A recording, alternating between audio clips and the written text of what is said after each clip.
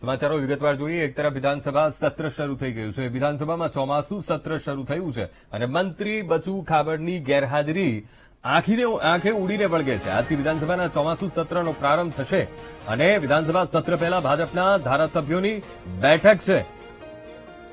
તો આ બેઠકમાં રાજ્ય પંચાયત મંત્રી બચુ ખાબડ ગેરહાજર રહ્યા છે। તેમની ગેરહાજરી જોવા મળી। ધારાસભ્યોની આ બેઠકમાં મુખ્યમંત્રી ભૂપેન્દ્ર પટેલ સહિતના મંત્રીઓ આ બેઠકમાં હાજર રહ્યા। 3 દિવસીય સત્રમાં થનારા કામો અને વિપક્ષની રણનીતિ પર પણ ચર્ચા થશે। સાથોસાથ આજથી વિધાનસભાના ચોમાસુ સત્રનો પ્રારંભ પણ થવા જઈ રહ્યો છે અને આ વિધાનસભા સત્ર પહેલા ભાજપના ધારાસભ્યોની એક બેઠક મળી અને આ બેઠકમાં મંત્રી બચુ ખાબડ ગેરહાજર જોવા મળ્યા। બેઠકમાં રાજ્ય પંચાયત મંત્રી બચુ ખાબડ ગેરહાજર રહ્યા છે।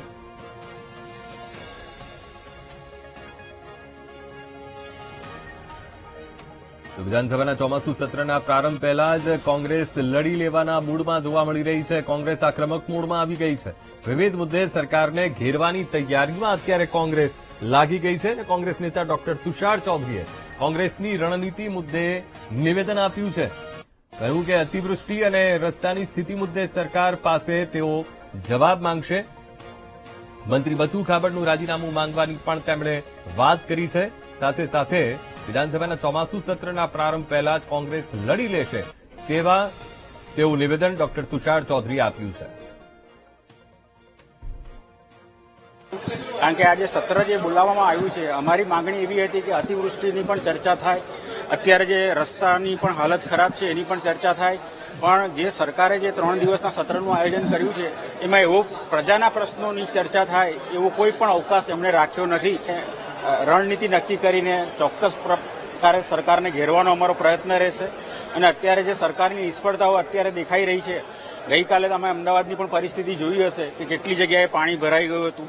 આજે પણ જે બનાસકાંઠામાં અતિવૃષ્ટિ થઈ છે એમાં કેટલાય લોકો આજે ફસાયેલા છે, ત્યાં હજી સુધી સરકારી તંત્ર પહોંચી શક્યું નથી અને આજે 24 કલાક થઈ ગયા હોવા છતાં પણ એ લોકોની હાલત પણ કફોડી છે। એટલે સરકાર કઈ દિશામાં કામ કરી રહી છે એ સમજવું અમારા માટે મુશ્કેલ છે। એટલે અમે વિધાનસભામાં એ પ્રશ્ન લઈને અમે જઈશું। આજે અમે પણ એ બચુ ખાબડ વિશે પણ સરકારમાં અમે રજૂઆત અને એનો વિરોધ કરવાનો છે અને રાજીનામાની માંગ પણ અમે આજે કરીશું। તો ગાંધીનગર વિધાનસભા સત્ર પહેલા કોંગ્રેસે વિરોધ કર્યો છે। આજે વિધાનસભાનું સત્ર અને એ પહેલા કોંગ્રેસ આક્રમક મૂડમાં જોવા મળી રહી છે। મંત્રી બચુ ખાબડને લઈને કોંગ્રેસે સૂત્રોચ્ચાર કર્યા, પ્લેકાર્ડ બતાવીને પોતાનો વિરોધ પ્રગટ કર્યો। મંત્રી બચુ ખાબડના રાજીનામાની કોંગ્રેસે માંગ કરી છે।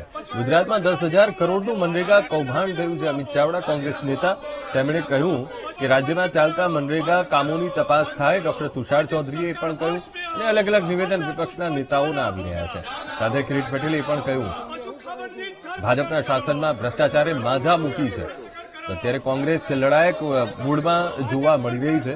ધારાસભ્યોએ વિરોધ પ્રદર્શન કર્યું। આ વિધાનસભા સત્ર શરૂ થાય તે પહેલા પ્લે કાર્ડ દર્શાવવામાં આવ્યો અને સાથે સાથે ભ્રષ્ટાચારને લઈને આક્ષેપો કર્યા છે। અને મહત્વપૂર્ણ બાબત એ છે કે રાજ્યમંત્રી બચુ ખાબડ, જેમના રાજીનામાની પણ માંગ કરી છે કોંગ્રેસે, બચુ ખાબડને લઈને કોંગ્રેસે વિધાનસભા સત્ર પહેલા પ્લેકાર્ડ દર્શાવીને સૂત્રોચ્ચાર કર્યા અને પોતાનો વિરોધ પ્રગટ કર્યો છે।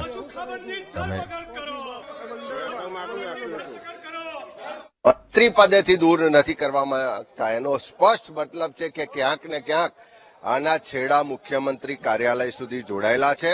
આ ભ્રષ્ટાચાર ખાલી બચુ ખાબડ અને એમના પરિવાર એકલાનો નહીં, પણ આખા ગુજરાતમાં જે 10,000 કરોડ કરતા વધારે મનરેગાનું કૌભાંડ થયું છે, જે ભ્રષ્ટાચાર થયો છે, એમાં સરકારના ઉપરના લોકો મુખ્યમંત્રી કાર્યાલય સુધી લોકો સંડોવાયેલા હોવાનું સ્પષ્ટ દેખાઈ આવે છે।